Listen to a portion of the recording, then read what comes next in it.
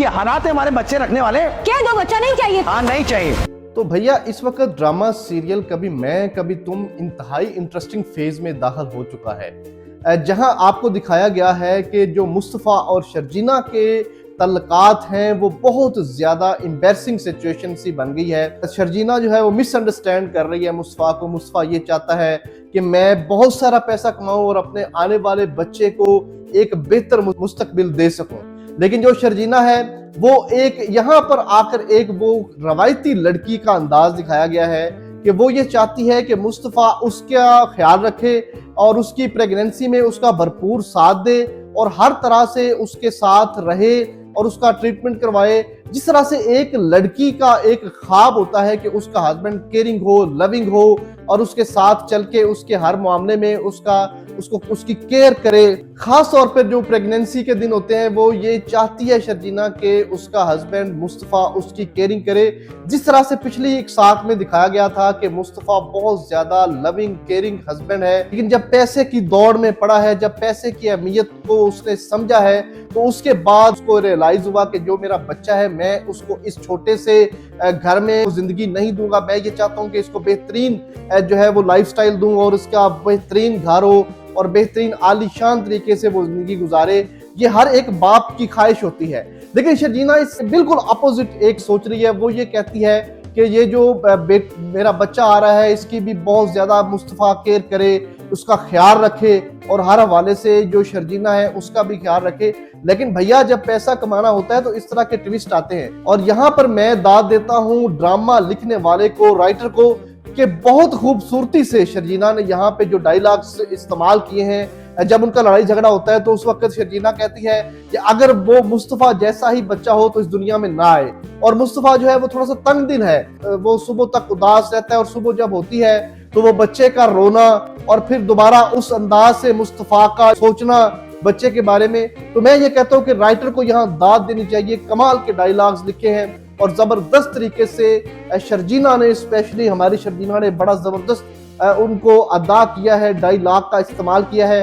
तो ये एक बहुत जबरदस्त स्टोरी बनती चली जा रही है और मुसलसल व्यूज आ रहे हैं, जो लोग जो है वो इसको देख रहे हैं। तो ये बहुत जबरदस्त डायलॉग्स बोले। जो अदील की लाइफ है जिसका पूरी ऑडियंस को इंतजार है कि वो अरबाब के हथे चढ़े, यानी उसको जो उसने किया है किस खुदगर्जी से उसने अपने माँ बाप को बेघर कर दिया और फिर दोबारा उनको लेके अरबाब के घर में चला गया है। तो इस वक्त जो अदील की जो पिटाई करने वाली है अरबाब, वो बड़ी देखने वाली होगी, वो बड़ी जबरदस्त होगी। आने वाली एक साथ में इसका अंदाजा हो जाएगा। और जो रबाब है वो आहिस्ता आहिस्ता आहिस्ता आहिस्ता अदील के गिर्द घेरा तंग करती जा रही है और उसने कंपनी का इंटरनल ऑर्डर शुरू करवाया है। तो अदील का कच्चा चट्टा सारा खुल जाएगा। जब वो सारी बातें सामने आएंगी तो फिर अदील जो है वो जेल में जाएगा। ऑडियंस देखने के लिए बेताब है कि जो अदील का एक विलन वाला करैक्टर दिखाया गया है वो किसी तरह से उसका जो है वो चेहरे से नकाब उतरे और उसकी बीवी और बाप को सब कुछ पता चले और वो उसको किसी तरीके से उसको ट्रैप करे। लेकिन वो बहुत शातिर खातून है, बहुत तरीके से हनी ट्रैप करते हुए उसको उलझाकर और उसको इस तरह उसको फंसा देगी। दूसरी तरफ जो मुस्तफ़ा और अदील के माँ बाप हैं वो दोनों परेशान हैं। वो जब उनका बाप ये रियलाइज करता है और वो अपनी बेटी सिद्रा को सारी स्टोरी बताता है कि सिद्रा किस तरह से मुझे अदील ने और उसकी माँ ने मजबूर कर दिया था और मैंने वो घर सेल कर दिया और हम अरबाब के घर आकर रहने पर मजबूर हो गए हैं। हमारे पास जो इस वक्त अपना घर नहीं है। और वो ये ख्याल करता है कि अदील ने तुम्हें भी पैसे पहुंचा दिए होंगे, सिद्रा के अकाउंट में पैसे जमा करवा दिए होंगे। लेकिन अफसोसनाक सूरत हाल है, चूंकि अदील बहुत इंतहाई शातिर और खुदगर्ज किस्म का इंसान है, उसने बिल्कुल भी ऐसा नहीं किया और वो सारे पैसे वो इस्तेमाल कर गया।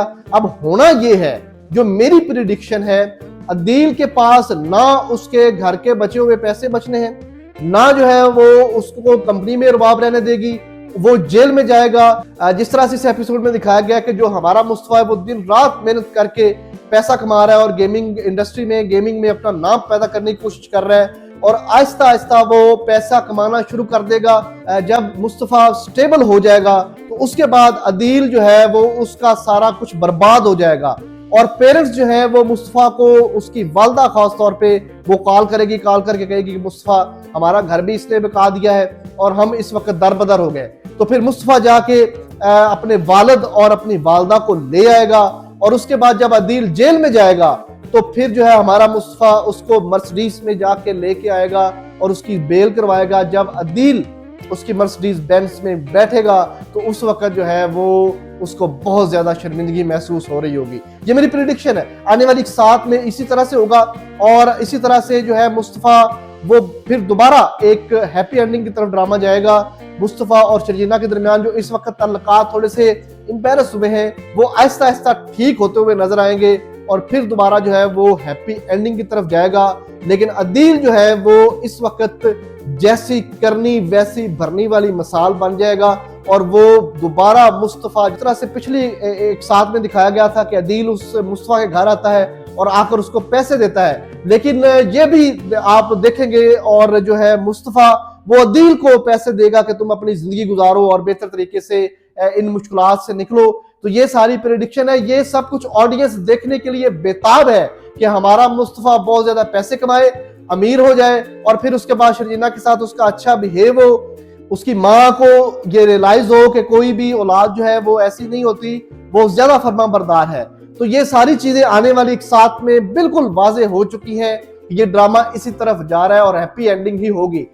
यहाँ एक दफा दोबारा कभी मैं कभी तुम के राइटर और प्रोड्यूसर को ख्वाजा तहसीन पेश करता हूँ कि उन्होंने कमाल महारत के साथ डायलॉग्स लिखे हैं और बहुत अच्छी अदाकारी शर्जीना और मुस्तफा ने की है और उनको बहुत ज्यादा अच्छे तरीके से उन्होंने ऑडियंस को महसूस किया इस ड्रामे ने और एक जबरदस्त लव स्टोरी जो है वो बनाई है और बहुत अच्छा काम इन्होंने किया जिसमें जवेद शेख, बुशरा अंसारी, मुस्तफा, शर्जीना इन्होंने कमाल की एक्टिंग की है और जबरदस्त तरीके से ये ड्रामा हैप्पी एंडिंग की तरफ जाएगा और करोड़ों व्यूज इसके ऊपर आ रहे हैं। देखते हैं आने वाली एक साथ में किस तरह से अदील को ट्रैप किया जाता है और मजीद ड्रामा के मुतालिक मेरा एनालिसिस और अपडेट्स आप सबके सामने मैं पेश करता रहूंगा।